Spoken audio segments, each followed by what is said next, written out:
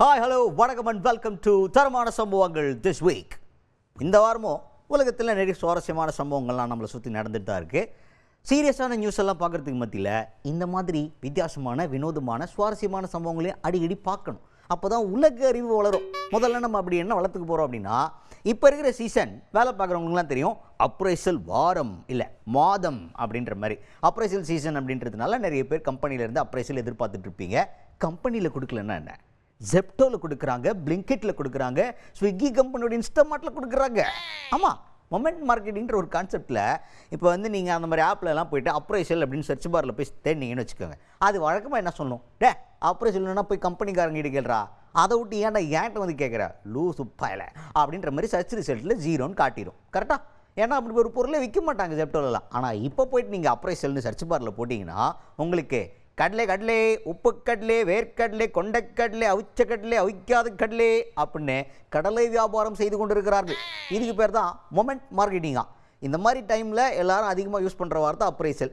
அந்த வார்த்தையை மட்டும் நம்மளுடைய கஸ்டமர்ஸ் ஏன் இங்கே பயன்படுத்தாமல் இருக்கணும், அதையும் பயன்படுத்தினா ஏதோ ஒரு ப்ராடக்டை காட்டுவோன்னு சொல்லிட்டு இதை ஒரு மார்க்கெட்டிங் ஸ்ட்ராட்டஜியாக பயன்படுத்தி ஜெப்டோலேருந்து பிளிங்கிட்லேருந்து எல்லா இந்த பர்ச்சேசிங் ஆப் இருக்குல்ல, 10 minute டெலிவரி அப்படின்ற மாதிரி சீக்கிரமாக டெலிவரி பண்ணக்கூடிய எல்லா ஆப்லையும் இதை இம்ப்ளிமெண்ட் பண்ணி மொமெண்ட் மார்க்கெட்டிங்கை சூப்பராக கொண்டு போயிருக்கிறாங்க. இதை பார்த்ததுக்கப்புறமா சோஷியல் மீடியாவில் நெட்டிசன்களெல்லாம் என்ன பண்ணுறாங்க அப்படின்னா, நம்ம பிராண்டுங்களுக்கு இந்த மாதிரி மொமெண்ட் மார்க்கெட்டிங் பண்ணுறதுக்கெல்லாம் கில்லி மாதிரி வேலை பார்க்குறாம்பா அப்படின்னு இந்த மொமெண்ட் மார்க்கெட்டிங் ஸ்ட்ராட்டஜியை புகழ்ந்து தள்ளிக்க விட்டு இருக்கிறார்கள் நம்ம நெட்டிசன்களெல்லாம். அதுக்கடுத்து நம்ம ஊரில் கார் எந்தூசியாஸ்ட் நிறைய பேர் இருப்பீங்க, கார் பிரியர்கள்லாம் இருப்பீங்க. அவங்கெல்லாம் யூஸ்டு கார் மார்க்கெட்டில் கார் வாங்கும்போது கொஞ்சம் கவனமாக வாங்குங்க அப்படின்னு சொல்லக்கூடிய ஒரு செய்தி வந்திருக்கு. இது நம்ம ஊரில் நடக்கல, யூகேல நடந்திருக்கு. அங்கே ஒருத்தர் ஆசையாக ஹோண்டா சிவிக் கார் அப்படின்னு ஒரு காரை வாங்கியிருக்கார். அதனடா சிவிக் கார் நம்ம ஊர்லலாம் இல்லையே அப்படின்னு கேட்டிங்கன்னா, அவங்க ஊரில் இருக்குப்பா, அவங்க ஊரில் ரோடு நல்லா இருக்குது, டிராஃபிக் கம்மியாக இருக்குது, அதனால் சிவிக் கார்னு நல்ல ஸ்போர்ட்ஸ் வெர்ஷன் ஒன்று வச்சுருக்காங்க. நம்ம ஊரில் ஹோண்டா சிவிக்கோடு நிறுத்திட்டாங்க ஹோண்டா கம்பெனி. ஸோ அது வேறு சப்ஜெக்ட். இப்போ ஹோண்டா சிவிக் காரை ஒருத்தர் வாங்குறாரு, அந்த கார் தொலைஞ்சு திருடிட்டு போயிடுறாங்க. ஐயோ அப்படின்னு சொல்லிட்டு காவல்துறையில் போய் கம்ப்ளைண்ட் பண்ணுறாரு, இன்சூரன்ஸ் கம்பெனியில் கம்ப்ளைண்ட் பண்ணுறாரு. அதுக்கப்புறமா அவருடைய மன ஆறுதலுக்காக அதே மாதிரி இன்னொரு காரை யூஸ்டு மார்க்கெட்லேருந்து வாங்கிக்கலாம் அப்படின்னு சொல்லிட்டு தேடி கண்டுபிடிச்சி வீட்டு பக்கத்தில் இருந்து 70 மைல் தூரத்தில் இருக்கக்கூடிய யூஸ்டு கார் மார்க்கெட்டில் போய்ட்டு ஒரு காரை வாங்குறாரு. இதே பிராண்டு, இதே மாதிரி அவருக்கு பிடிச்ச மாதிரி ஒரு கார். ஸோ இதே ஹோண்டா சிவிக் காரில் யூஸ்டு காராக ஒன்று வாங்குவோம் அப்படின்னு வாங்குறாரு. அவருடைய சர்ப்ரைஸுக்கு என்ன நடந்திருக்கு அப்படின்னு பார்த்தீங்கன்னா, இவருக்கு தொலைஞ்சு போச்சே ஒரு காரு, அதே காரை இவர் தலையிலே திருப்பி கட்டிருக்காங்க. அது தெரியாமல் இவர் 22,000 யூரோ கொடுத்து வாங்கிட்டு வந்திருக்கார். நம்ம ஊருக்கெலாம் கிட்டத்தட்ட 20 லட்சத்துக்கு மேலே. எப்படி பயங்கரமான செலவு இல்லை, காரை தொலைச்சது மட்டும் இல்லாமல் அவரோட காருக்கு அவரே 20 லட்ச ரூபாய்க்கு மேலே செலவு பண்ணி மறுபடியும் வாங்கியிருக்கார். ஸோ இதை எப்படி கண்டுபிடிச்சிருக்காருன்னா, ஜிபிஎஸ் லொக்கேஷன்லாம் ஷேர் பண்ணுவோம். நம்மளுடைய என்டர்டெயின்மெண்ட் சிஸ்டம் இருக்குல்ல, அந்த என்டர்டெயின்மெண்ட் சிஸ்டத்தில் மேப்புக்காக நம்ம மேப்பில் நம்மளுடைய வீடு, அப்பா வீடு, அம்மா வீடு, அங்கிள் வீடுன்னு சொல்லிட்டு நிறைய லொக்கேஷன்ஸை ஜியோ டேக் பண்ணி வச்சுருப்போம். அந்த லொக்கேஷன்ஸ் எல்லாம் பார்த்து இது என்னடா நான் சேவ் பண்ண மாதிரியே லொக்கேஷன் என் காரில் சேவ் பண்ண மாதிரியே இருக்கேன்னு சொல்லிட்டு அப்புறம் தூண்டி துருவி விசாரித்து பார்த்தா இந்த கார் அவருடைய கார் தான் அப்படின்னு ஹோண்டா டீலரே சொல்லியிருக்கிறாங்க. அவங்களும் சில ஸ்க்ரூட்டினிலாம் பண்ணி பார்த்துருக்காங்க, இது அவருடைய கார் தானான்னு சொல்லிட்டு. அவருடைய கார் தானா.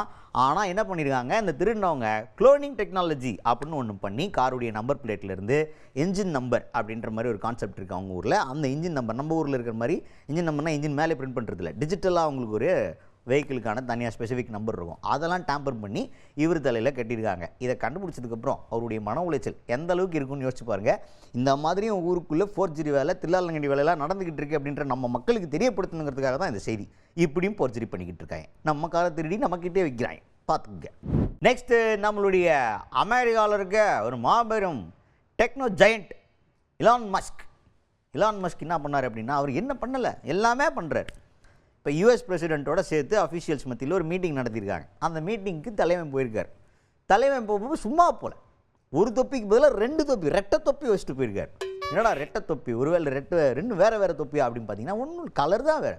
சிவப்பு கலரில் ஒரு தொப்பி, கருப்பு கலரில் ஒரு தொப்பி. அந்த 2 இடத்துலையுமே வாசகன்றது ஒன்று தான், கல்ஃப் ஆஃப் அமெரிக்கா அப்படின்ற வாசகம் தான் இருக்குது. ஸோ அதில் எந்த ஒரு மாற்றமும் கிடையாது. ஆனால் 2 தொப்பி போட்டு போயிருக்கார். கவனத்தை ஈர்க்குதான், வேறு ஒன்றும் இல்லை.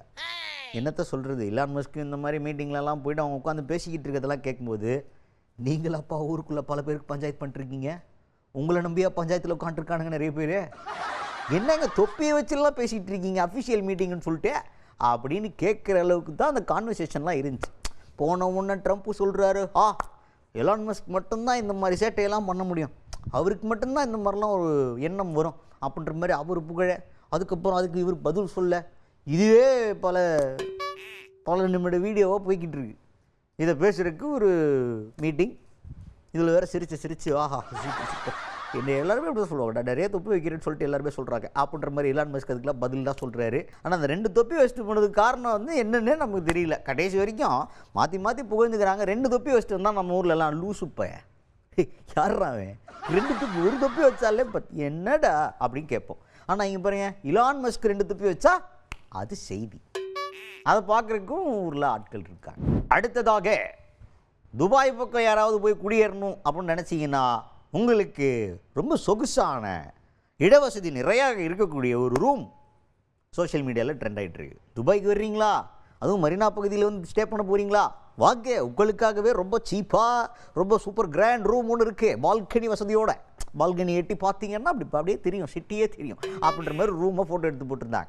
இது ஏன்டா ட்ரெண்ட் ஆச்சு? ஏன்டா துபாயில் பயங்கரமான ரூமெல்லாம் இருக்கு, அதெல்லாம் நியூஸ் எடுத்துகிட்டு வரையாடான்னு கேட்டிங்கன்னா நானும் அப்படி தான், இது சாதாரண நியூஸ் போடல அப்படின்னு போய் பார்த்தா ரூம் கிராண்டாக இருக்கும் பார்ப்போம் அப்படின்னு போய் பார்த்தா, ஏன்டா அந்த பஸ்ஸில் எல்லாம் ஒத்த சீட்டு போட்டிருப்பாங்களே படுக்கிறதுக்கு, என்னடா அதை பெட்டுன்னு போட்டிருக்கீங்க அப்படின்ற மாதிரி ஒரு ஓரி பெட்டு.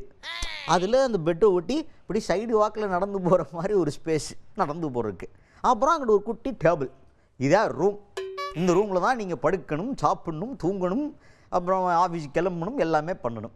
இந்த ரூமுக்கு பக்கத்தில் பால்கனி வசதின்னு சொன்னாங்களே, அது என்னடான்னு பார்த்தா ரூமோட பால்கனி பெருசாக இருக்குது. கதவை திறந்தா பால்கனி பான் இருக்குது. அப்படி ஒரு பால்கனி வசதியோடு இந்த ரூம்.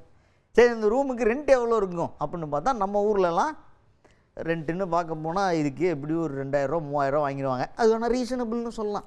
ஏன்டா இதுக்கு 2000 3000 எவனாவது கொடுப்பானா அப்படின்னு கேட்டிங்கன்னா அதுவே ரீசனபிள்னு சொல்கிற அளவுக்கு இங்கே இருக்குது ரெண்ட்டு 62,000 ரூபா இந்திய பண மதிப்படி.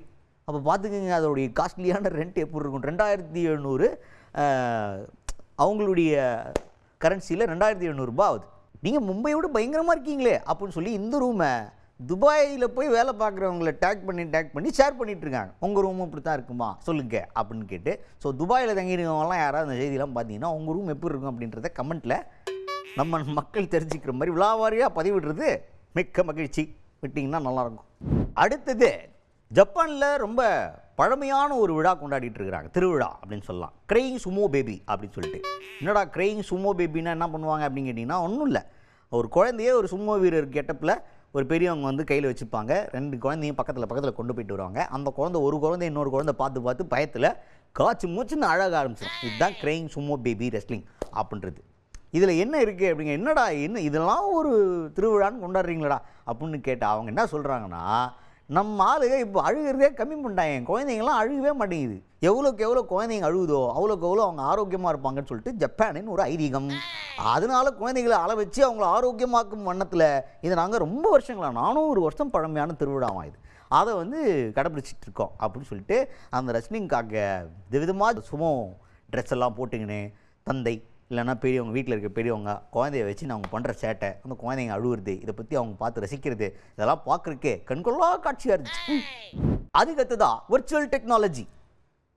என்னென்னா ஒரு பொம்மை உருவத்தை நம்மள மாதிரியே உருவாக்குறதுன்னு வச்சுக்கோங்களேன். வர்ச்சுவல் உலகத்தில் உருவாக்கி அது மூலமாக இயங்க வைக்கிறது அப்படின்னு சொல்லலாம். அந்த மாதிரி ப்ளேவ் அப்படின்னு சொல்லிட்டு ஒரு இசைக்குழுவை அமைச்சிருக்காங்க. இவங்க யாருன்னா கேபாப்பில் பிரபலமானவங்க, பிடிஎஸ்ல இருக்காங்களே அந்த மாதிரி. இவங்க ஒரு பாய் பேண்ட், இவங்கெல்லாம் சேர்ந்து பாடல்களை பதிவேற்றம் பண்ணுவாங்க, இல்லை கான்சர்ட் நடத்துவாங்க, இதெல்லாம் இருக்குது. இதில் என்ன வெர்ச்சுவல் என்ன ப்ளே பண்ணுது அப்படின்னு பார்த்தீங்கன்னா, இவங்க நிஜமான மனிதர்கள் தான். ஆனால் ஸ்டேஜில் கான்சர்ட்டில் பர்ஃபார்ம் பண்ணும்போது வெர்ச்சுவல் டெக்னாலஜி யூஸ் பண்ணி மோஷன் கேப்சரிங் மூலமாக இதை வந்து டிஜிட்டலாகவே பர்ஃபார்ம் பண்ணுவாங்க. இதனால் பார்க்குறதுக்கு ரொம்ப கலர்ஃபுல்லாக இருக்கும். அப்போ இவங்க உண்மையான அடையாளம் யாருக்குமே தெரியாதா அப்படின்னு கேட்டிங்கன்னா எல்லாருக்கும் தெரியும். யாரும் இல்லை, யூஜின், நோவா, யூன்ஹோ, பாம்பி, அப்புறம் ஹமீன் அப்படின்ற இந்த 5 தான் இந்த குழுவோட உறுப்பினர்கள். இவங்க யாருன்றதெல்லாம் அங்கே இருக்கவங்களுக்கும் தெரியும். ஆனால் இதை ஏன் பயன்படுத்துகிறாங்க? இவங்க அடையாளத்தை மறைச்சிக்கிறதுக்கு இல்லைன்னா எதுக்குடா விர்ச்சுவலை பயன்படுத்தணும் அப்படின்னு கேட்டிங்கன்னா, பார்க்குறதுக்கு ஒரு கிராண்டான ஃபீல் கொடுக்கும். அதில் நம்ம க்ரியேட்டிவாக நிறைய விஷயம் பண்ணலாம். இப்போ நிஜத்தில் நம்ம பறக்கணும்னா ரோப்பு கட்டி இழுகணும், மேடையில் ஏற்றணும், பறக்கணும், அதில் நம்ம உயிர்காப்பத்தான ஸ்டண்ட்டுன்னு வேறு பிரச்சனை இருக்குது, அதை கரெக்டாக பிளான் பண்ணணும், இவ்வளோ இருக்குல்ல. ஆனால் வர்ச்சுவல் டெக்னாலஜினா அப்படி கிடையாது. ஒரு ரூம்குள்ளே உட்காந்து இவங்க வந்து அதுக்கான ஆக்ஷன் மட்டும் பண்ண போதும். மோஷன் கேப்சரிங் மூலமாக இவங்களுடைய அசைவுகளை எடுத்து அதை பறகுற மாதிரி அவங்க பயன்படுத்திக்க முடியும் வர்ச்சுவலில். எப்படி கேட்கும் போதே பயங்கரமாக இருக்கா? இதை ஃபேன்ஸ் எல்லாம் ரசிக்கிறாங்க. அதில் வந்து பேட்டி கொடுக்குறது, ஒரு டெலிவிஷன் மீடியாவில் பேட்டி கொடுக்குறது கூட அதே அவதாரில் தான் வராங்க. அந்த வர்ச்சுவல் டெக்னாலஜியில் என்ன அவதார் வருமோ அந்த அவதாரை வச்சு தான் பேட்டியை கொடுக்குறாங்க. லைவ் இன்ட்ராக்ஷன் செஷன்லேயே அதே அந்த அவதாரை வச்சு லைவ் இன்ட்ராக்ஷன் செஷன்லாம் நடத்துகிறாங்க. அதுவே ரொம்ப பயங்கரமாக இருக்குது. இது கேபாப் ரசிகர்கள் மத்தியில் பெரிய வரவேற்பு பெற்றிருக்கு. ஓகே, வினோதமான வித்தியாசமான செய்திகள் எல்லாம் பார்த்துருப்பீங்க. கடையை மூட வேண்டிய நேரம் வந்துருச்சு. இதே மாதிரி சிறப்பான செய்திகளோட மறுபடியும் உங்களை சந்திக்கிற வரைக்கும் உங்ககிட்ட விடைபெறுறது உங்கள் அசால்ட் அரவிந்த்.